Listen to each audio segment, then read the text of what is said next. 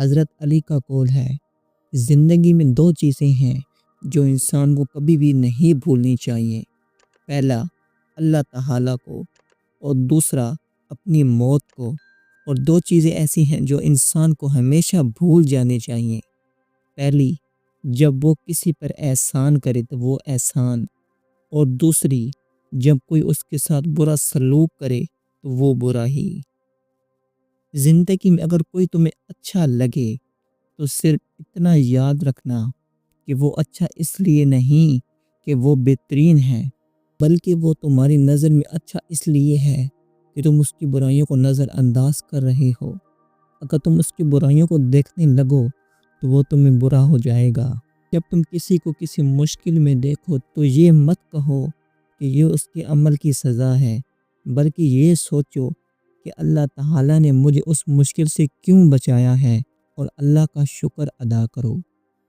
اچھی نیت پر عمل کرنا اس عمل سے بہتر ہے جس کی نیت اچھی نہ ہو، کیونکہ اللہ تعالیٰ صرف تمہارے دلوں کے ارادے اور نیتیں دیکھتا ہے، وہ عمل کی ظاہر کو بعد میں دیکھتا ہے۔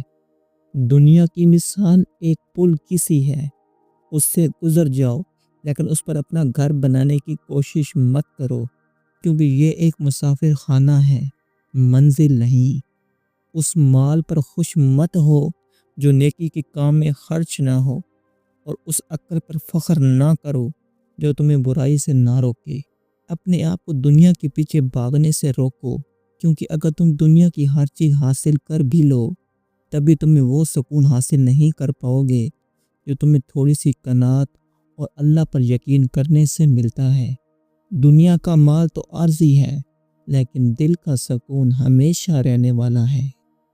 کسی انسان کی قدر و منزلت جاننی ہو تو یہ مت دیکھو کہ وہ نماز کتنی پڑھتا ہے یا روزہ کتنا رکھتا ہے، بلکہ یہ دیکھو کہ جب وہ غصے میں ہو تو اپنے آپ پر قابو کتنا پاتا ہے، جب اس کے پاس مال ہو تو کتنا سخی ہوتا ہے، اور جب وہ کسی عہدے پر ہو اتنا انصاف کرتا ہے۔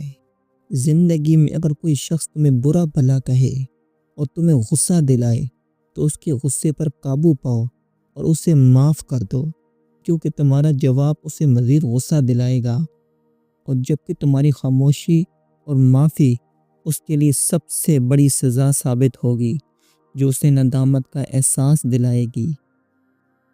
جب تم کسی ایسے شخص کو دیکھو جو تمہارے سامنے کسی دوسرے کی برائی کر رہا ہو تو فوراً سمجھ جاؤ کہ وہ تمہاری غیر موجودگی میں بھی تمہاری برائی ضرور کرے گا۔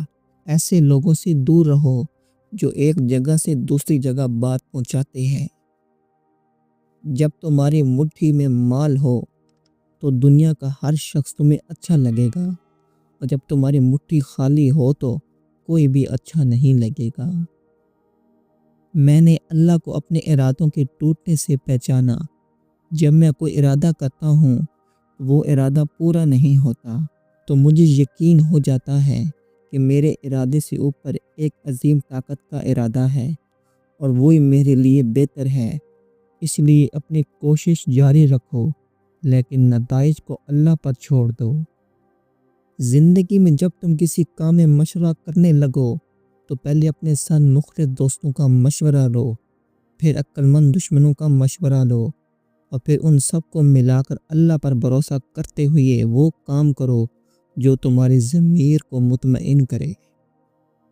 انسان جب غرور اور تکبر کرتا ہے تو اس کی عقل پر پردہ پڑ جاتا ہے اور وہ حقیقت کو نہیں دیکھ پاتا، اور تکبر کرنے والا خود کو بہترین سمجھتا ہے، حالانکہ وہ یہ بھول جاتا ہے کہ اس کا اصل مقام اس کے عمل سے ہے، اس کے دعوے سے نہیں۔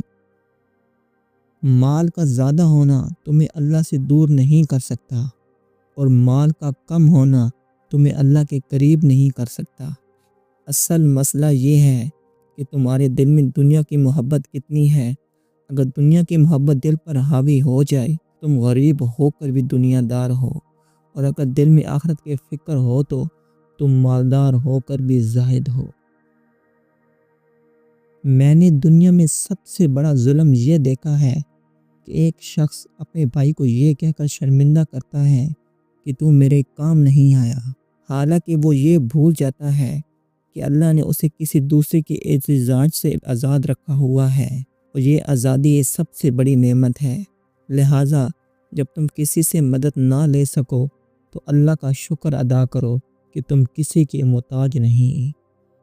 اگر تم کسی قوم کے اخلاق اور سیرت کو جاننا چاہو تو ان کے بادشاہوں کے اخلاق اور سیرت کو نہ دیکھو، بلکہ ان کے غریب ترین لوگوں کے ساتھ کیے جانے والے سلوک کو دیکھو۔